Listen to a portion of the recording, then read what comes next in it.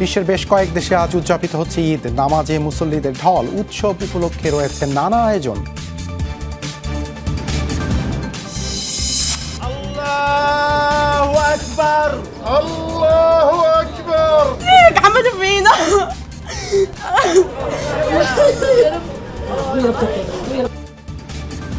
ঈদের জামাতের পরিবর্তে জানাজার নামাজ গাজায়। কারামুক্ত হয়েও আল আকসায় নামাজ আদায় থেকে বঞ্চিত বহু গাজাবাসী। মিয়ানমারে ভয়াবহ ভূমিকম্পের 3 দিন পর ধ্বংসস্তূপ থেকে মিলছে প্রাণের সন্ধান। নিখোঁজ প্রিয়জনদের জীবিত পাওয়ার আশায় বুক বাঁধছেন স্বজনরা।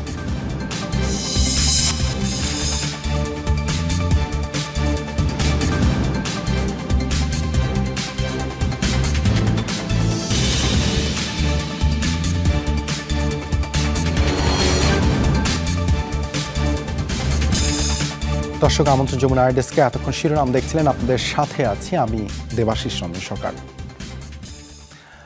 বাংলাদেশ ছাড়াও আজ পবিত্র ঈদ উল ফিতর উদযাপিত হচ্ছে বিশ্বের বিভিন্ন দেশে। হাজার হাজার মুসল্লির অংশগ্রহণে ঈদ জামাত হয়েছে দিল্লির ঐতিহাসিক জামা মসজিদে।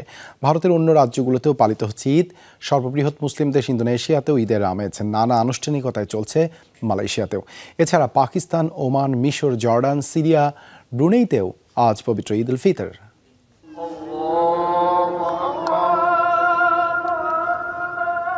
ভৌগোলিক কারণে একদিন পর শাওয়াল মাসের চাঁদ দেখা যাওয়ায় আজও নানা দেশে পালিত হচ্ছে পবিত্র ঈদ উল ফিতর। সোমবার দিল্লির ঐতিহাসিক জামা মসজিদে অনুষ্ঠিত হয় ভারতের প্রধান ঈদ জামাত। অংশ নেন সর্বস্তরের লাখেরও বেশি মুসল্লি। এছাড়াও মুম্বাইয়ের জুমা মসজিদেও ঈদ জামাতে অংশ নেন মুসলিমরা।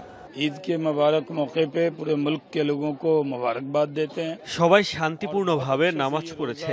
দেশের মানুষকে ঈদের শুভেচ্ছা জানাই। সব বিভেদ ভুলে সবার সাথে কোলাকুলি করতেই ঈদের মাহাত্ম্য।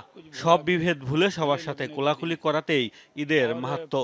এদেশের সবাই যাতে একতাবদ্ধ হয়ে বাঁচতে পারে সে দোয়া করি। ঈদ मनाएं और ये मुल्क तरक्की करे। आज हमने यहाँ पर दुआ की है जामा ईद के अंदर पहुंचकर। এটা মুসলিমদের সবচেয়ে বড় উৎসব। দেশ ও জাতির জন্য প্রার্থনা করেছি মুসলিম ভাইদের বন্ধন যেন অটুট থাকে। আল্লাহ তাআলা वो हमेशा कायम दायम रखे।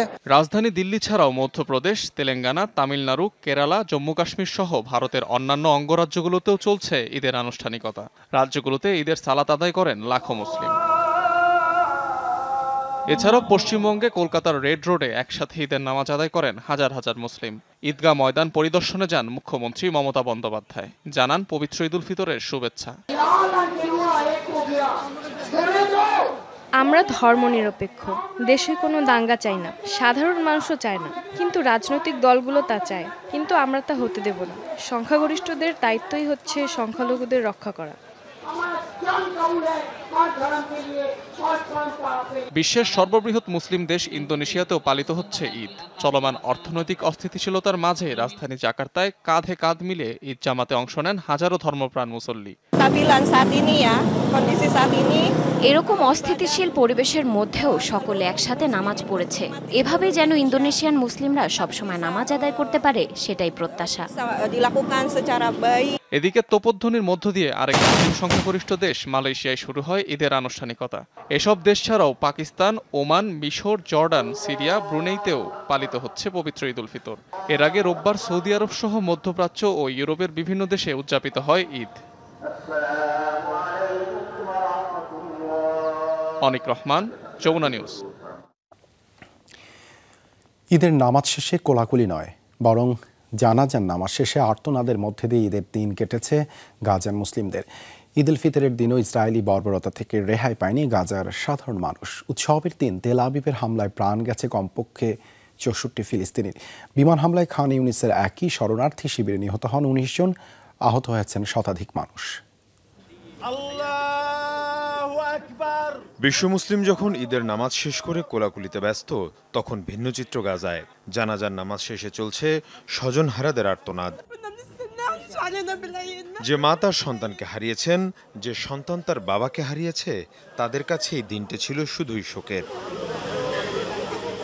ঈদের দিনও গাজার বিভিন্ন স্থানে হামলা চালিয়েছে ইসরায়েলি বাহিনী। এর মধ্যে খান ইউনিসের একটি শরণার্থী শিবিরেই হামলায় প্রাণ যায় 19 জনের। এ হামলায় কেউ হারিয়েছেন ভাই বোন, কেউ সন্তান, আবার কেউ বাবা মা।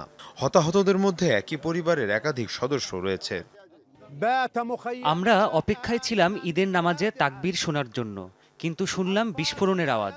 গভীর রাতে আমাদের ওপর বোমা হামলা করা হয়। অন্যদিকে অনেকেই ছুটছেন কবরস্থানে। দুদিন আগেও যে মানুষটা বেঁচে ছিল আজ সে নেই ইসরায়েলি বর্বরতার কারণে। তাই শোক আর শ্রদ্ধা জানানো চলছে নিহতদের সমাধিতে। মীর মুশফিকা হাসান, যমুনা নিউজ। ইসরায়েলি হামলায় নিহত 14 স্বেচ্ছাসেবীর মরদেহ উদ্ধার করা হয়েছে গাজা থেকে। উপত্যকার দক্ষিণাঞ্চল রাফায় সন্ধান মেলে তাদের মরদেহের। উদ্ধারকৃত মরদেহের ভেতর 8টি রেড ক্রিসেন্টের চিকিৎসাকর্মীর, 5টি সিভিল ডিফেন্স এবং অবশিষ্ট এক মরদেহ জাতিসংঘের এক কর্মীর বলে বিবৃতিতে জানানো হয়েছে। গাজায় আহতদের চিকিৎসা দেওয়ার সময় আইডিএফের সরাসরি হামলায় প্রাণ যায় তাদের, তবে এখনও নিখোঁজ এক চিকিৎসাকর্মী। ধারণা তাকে আটক করে নিয়ে গেছে ইসরায়েলি বাহিনী। জেরুজালেমের পবিত্র আল আকসা মসজিদ যেন এক আবেগের নাম। প্রতিটি ফিলিস্তিনের সত্তার সাথে জড়িয়ে এই নাম। তাই তো দীর্ঘ 24 বছর পর ইসরায়েলি কারাবাস থেকে মুক্ত হয়ে আল আকসায় সালাত আদায়ের জন্য ব্যাকুল হামজা আল কালুতি। তবে মসজিদ প্রাঙ্গণে তার প্রবেশাধিকার নিষিদ্ধ করেছে ইসরায়েলি কর্তৃপক্ষ। দুঃখ ভারাক্রান্ত মন নিয়ে কেবল তাকিয়ে থাকা ছাড়া কিছুই করার নেই তার। জেরুজালেমের পবিত্র আল আকসা মসজিদের দিকে বিষণ্ণ দৃষ্টি, যেন হাতছানি দিয়ে ডাকছে 55 বছর বয়সী ফিলিস্তিনি হামজা আল কালুতিকে। দীর্ঘ 24 বছর পর ইসরায়েলি কারাগার থেকে ছাড়া পেলেও মেলেনি প্রকৃত মুক্তি। কারণ আগামী 6 মাস প্রবেশ করতে পারবেন না শৈশব কৈশোরের স্মৃতি বিজড়িত আল আকসা মসজিদে। তার মতো মুক্তিপ্রাপ্ত বেশিরভাগ ফিলিস্তিনির উপর এ নিষেধাজ্ঞা দিয়েছে ইসরায়েল। আল আকসা মসজিদ ফিলিস্তিনের অন্য কোনো ভবনের মতো নয়। এটি আমার রক্তের সঙ্গে মিশে আছে। খুব কাছাকাছি থাকা সত্ত্বেও যেতে পারছি না। এটি আমার জন্য খুবই কষ্টের অনুভূতি। কোনো যৌক্তিক কারণ ছাড়াই আমাকে নিষিদ্ধ করা হয়েছে। ব্যাপারটা খুবই অমানবিক। ইসলাম ধর্মের তৃতীয় পবিত্রতম স্থান হিসেবে বিবেচিত আল আকসা, যা মিশে আছে প্রতিটি ফিলিস্তিনির আবেগ অনুভূতির সাথে। দীর্ঘ কারাবাসের পর পরিবারকে কাছে পেয়ে আনন্দিত হলেও নিজেকে হতভাগ্য ভাবছেন এই ফিলিস্তিনি। আল আকসায় সালাত আদায় না করতে পারা যন্ত্রণা কুরে কুরে খাচ্ছে তাকে। আল আকসা মিশে আছে আমার আবেগ, অনুভূতি ও সত্তার সাথে। মসজিদের এত কাছে থেকেও আমি এত দূরে। দীর্ঘদিন এখানে নামাজ আদায় না করার কষ্টের সাথে অন্য কোনো কিছুর তুলনা হয় না। ফিলিস্তিনি স্বাধীনতাকামী গোষ্ঠী হামাসের সহযোগী সংগঠন কাশেম ব্রিগেডের সাথে সম্পৃক্ততার অভিযোগে 2001 সালে গ্রেফতার করা হয় হামজাকে। আত্মঘাতী হামলার পরিকল্পনার অভিযোগে যাবজ্জীবন কারাদণ্ড দেয় ইসরায়েল। অবশেষে হামাস ইসরায়েল যুদ্ধবিরতি চুক্তির আওতায় মুক্তি পান তিনি। সাবরিনা নুসরাত, যমুনা নিউজ। পারমাণবিক চুক্তি ইস্যুতে যুক্তরাষ্ট্রের সাথে সরাসরি আলোচনার প্রস্তাব প্রত্যাখ্যান করেছে ইরান। রোববার মার্কিন প্রেসিডেন্ট ডোনাল্ড ট্রাম্পের দেয়া চিঠির জবাবে দেশটির প্রেসিডেন্ট মাসুদ পেজেশকিয়ান এই অবস্থানে স্পষ্ট করেন। মন্ত্রিসভার বৈঠকে পেজেশকিয়ান জানান, সরাসরি আলোচনার প্রস্তাব প্রত্যাখ্যান করলেও মধ্যস্থতাকারীদের মাধ্যমে ওয়াশিংটনের সাথে পরোক্ষ আলোচনা চালিয়ে যেতে চায় তার দেশ। ইরান ট্রাম্পের সামরিক পদক্ষেপের হুমকিতেও ভয় পায় না বলে জানান তিনি। সম্প্রতি পারমাণবিক চুক্তি নিয়ে আলোচনার জন্য ইরানকে চিঠি দিয়েছেন ট্রাম্প। তবে তেহরানের দাবি আলোচনার অজুহাতে নিজেদের সিদ্ধান্ত চাপিয়ে দিতে চায় ওয়াশিংটন।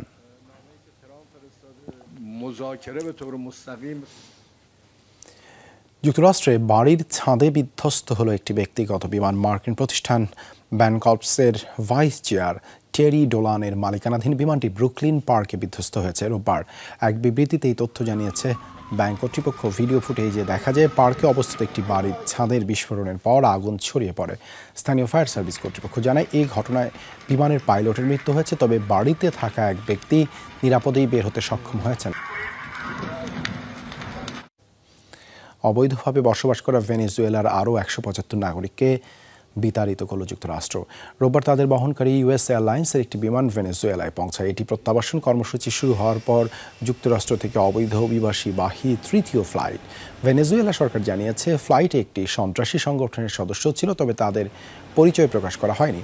প্রেসিডেন্টের দায়িত্ব নেয়ার পর থেকেই কঠোর অভিবাসন নীতি অবলম্বন করেছেন ডোনাল্ড ট্রাম্প। আটকের পর নিজ নিজ দেশে ফেরত পাঠাচ্ছেন অবৈধ অভিবাসীদের। রুশ প্রেসিডেন্ট ভ্লাদিমির পুতিনের উপর রাগান্বিত মার্কিন প্রেসিডেন্ট ডোনাল্ড ট্রাম্প রোববার মার্কিন গণমাধ্যম এনবিসিকে দেয়া এক সাক্ষাৎকারে এমন মন্তব্য করেন মার্কিন প্রেসিডেন্ট নিজেই। এ সময় শিগগিরই ইউক্রেনে যুদ্ধবিরতি বন্ধ না করলে রাশিয়ার তেল রফতানির উপর 25% শুল্ক আরোপের ঘোষণা দেন ডোনাল্ড ট্রাম্প। বলেন, রুশ প্রতিনিধিদের উপর বিরক্ত তিনি। জানান, চলতি সপ্তাহে ভ্লাদিমির পুতিনের সঙ্গে এ বিষয়ে কথা বলবেন তিনি। এর আগে ইউক্রেনের প্রেসিডেন্ট হিসেবে ভলোদিমির জেলেনস্কির বৈধতা নিয়ে প্রশ্ন তোলায় রাশিয়ার প্রেসিডেন্টের প্রতি ক্ষোভ প্রকাশ করেন ডোনাল্ড ট্রাম্প। কয়েকদিন আগে জেলেনস্কিকে ক্ষমতা থেকে সরিয়ে নতুন প্রশাসনের অধীনে নির্বাচনের দাবি জানান ভ্লাদিমির পুতিন। নিজেরাই ভূমিকম্পে বিধ্বস্ত, এরই মধ্যে মিয়ানমারের জন্য সহায়তার হাত বাড়িয়ে দিল থাইল্যান্ড। দেশটিকে সহায়তার জন্য ৫৫ সদস্যের একটি দল পাঠিয়েছে থাই সরকার, যেখানে রয়েছে সামরিক চিকিৎসক, উদ্ধারকারী সদস্য ও বিমান বাহিনীর সদস্য। রোববার এক বিবৃতিতে থাইল্যান্ডের প্রতিরক্ষা মন্ত্রণালয় জানিয়েছে, জান্তা সরকারের অনুরোধে সহায়তাকারী এই দল পাঠিয়েছে তারা। সামনে আরও সহায়তা পাঠানোর আশ্বাস দিয়েছে দেশটি। ভারত, চীন, রাশিয়া, সিঙ্গাপুর সহ আরও বেশ কয়েকটি দেশও মিয়ানমারকে সহায়তার উদ্ধারকারী দল পাঠিয়েছে। মিয়ানমারে ভয়াবহ ভূমিকম্পের ৩ দিন পরও ধ্বংসস্তূপে মিলছে প্রাণের সন্ধান। সোমবার সকালেও অনেকটা অলৌকিকভাবে ৩ জনকে জীবিত উদ্ধার করেছে চীনের উদ্ধারকর্মীরা। রোববারও দুর্যোগের ৬০ ঘণ্টা পর সাগাইং অঞ্চলের একটি ধসে পড়া স্কুলের ভেতর থেকে উদ্ধার করা হয় আরও ৪ জনকে। আর তাই ৭২ ঘণ্টা পেরিয়ে গেলেও নিখোঁজ প্রিয়জনদের জীবিত পাওয়ার আশায় বুক বাঁধছেন স্বজনরা। অপেক্ষার প্রহর গুনছেন থাইল্যান্ডের নাগরিকরাও। উদ্ধারকর্মীদের এই উচ্ছ্বাস প্রাণ বাঁচাতে পারার আনন্দে। মিয়ানমারের ভয়াবহ ভূমিকম্পের ধ্বংসস্তূপে পরিণত হওয়া ভবনগুলো নিচে চাপা পড়াদের জীবিত পাওয়ার আশা যখন ক্ষীণ হয়ে আসছে, তখন উদ্ধার করা হয়েছে এই নারীকে। মান্দালায়ের একটি বিধ্বস্ত হোটেল থেকে দীর্ঘ ৫ ঘন্টার চেষ্টায় তাকে জীবিত পাওয়া যায়। একই হোটেলের ধ্বংসস্তূপে জীবিত মেলে ৩ জন। ভয়াবহ ভূমিকম্পের পর পেরিয়েছে ৩ দিন। সম্ভাবনা কমে আসলেও এখনও জীবিতদের খোঁজে প্রাণপণ চেষ্টা চালাচ্ছেন উদ্ধারকর্মীরা। এর আগে মান্দালায়ের বেইজিং হোটেল থেকে সন্তানসহ এক নারীকে জীবিত উদ্ধার করে উদ্ধারকর্মীরা। ভূমিকম্পের ৬০ ঘণ্টা পর একসাথে ৪ জনকে জীবিত পাওয়া গেছে সাগাইং অঞ্চলে। নানা সীমাবদ্ধতার মধ্যেই বিভিন্ন দেশের উদ্ধারকর্মীদের আপ্রাণ চেষ্টায় ৩০-৪০ ঘণ্টা পরও রাজধানী নেইপিদোতে মরদেহের পাশাপাশি ধ্বংসস্তূপ থেকে বের করে আনা হয়েছে বেশ কয়েকজন জীবিত কেউ। থাইল্যান্ডও আশা ছাড়েননি স্বজনরা। প্রিয়জনদের জীবিত পাওয়ার প্রত্যাশায় গুনছেন অপেক্ষার প্রহর। আমি বিরতিহীনভাবে আমার স্বামীর ফোনে কল দিয়ে যাচ্ছি, কিন্তু কেউই সাড়া দিচ্ছে না। আমি চেষ্টা চালিয়ে যাচ্ছি, হয়তো সাহায্যের জন্য সে আমার সাথে যোগাযোগ করবে, এই আশায় আছি। অপেক্ষা করছি, এখনো আশা হারাইনি। তাকে খুঁজে না পাওয়া পর্যন্ত আশা হারাতে চায় না। এখনো বিশ্বাস করি তার কিছুই হয়নি। আশা করছি অলৌকিক কিছু হবে, দ্রুতই তাকে খুঁজে পাবো। থাইল্যান্ড ও মিয়ানমারের উদ্ধারকর্মীরা ছাড়াও ধ্বংসস্তূপ থেকে জীবিতদের উদ্ধারের চেষ্টা চালাচ্ছে চীন, রাশিয়া, ভারত সহ বিভিন্ন দেশের উদ্ধারকারী দল। মোস্তফা মাহমুদ, যমুনা নিউজ। বিরতি আলোচনার মধ্যেই পাল্টাপাল্টি হামলায় উত্তপ্ত রাশিয়া ইউক্রেন ফ্রন্টলাইন। ইউক্রেনের দ্বিতীয় বৃহত্তম শহর খার্কিভে জোরালো বোমা হামলা চালিয়েছে রাশিয়া। ক্ষতিগ্রস্ত হয়েছে বেশ কিছু আবাসিক স্থাপনা এবং শিক্ষা প্রতিষ্ঠান। এদিকে রুশ ভূখণ্ড লক্ষ্য করে ড্রোন হামলা চালিয়েছে কিয়েভ। রাতভর অন্তত ৬৬টি ড্রোন ভূপাতিতের দাবি করেছে রুশ প্রতিরক্ষা মন্ত্রণালয়। গেল এক সপ্তাহে ইউক্রেন লক্ষ্য করে ১,০০০-এরও বেশি ড্রোন ছোড়ে মস্কো, দাবি দেশটির প্রেসিডেন্ট ভলোদিমির জেলেনস্কির। এবার দ্বীপরাষ্ট্র টোঙ্গায় আঘাত হানল শক্তিশালী ভূমিকম্প। স্থানীয় সময় সোমবার সকালে প্রশান্ত মহাসাগরীয় দেশটিতে ৭.১ মাত্রার ভূমিকম্প অনুভূত হয়। মার্কিন ভূতাত্ত্বিক জরিপ সংস্থা USGS জানিয়েছে, টোঙ্গা দ্বীপপুঞ্জের মূল ভূখণ্ড থেকে ১০০ কিলোমিটার উত্তর পূর্বে আঘাত হানে ভূকম্পটি। একই স্থানে কয়েক ঘন্টা পর অনুভূত হয় ৬.১ মাত্রা আফটারশক। ভূমিকম্পের পর দেশটিতে সুনামি সতর্কতা জারি করা হয়েছিল, পরে অবশ্য সেই সতর্কতা তুলে নেওয়া হয়। এ ঘটনায় কোনো ক্ষয়ক্ষতির খবর পাওয়া যায়নি।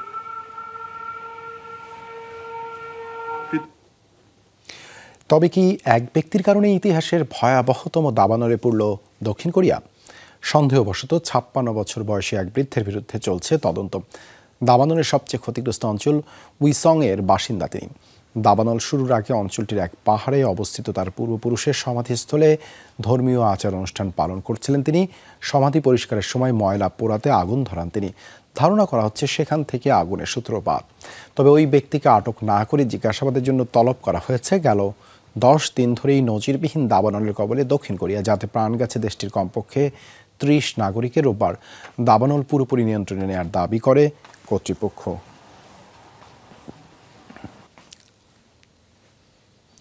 যমুনা ডেস্ক কাজ এ পর্যন্তই। এতক্ষণ সাথে থাকার জন্য ধন্যবাদ সবাইকে।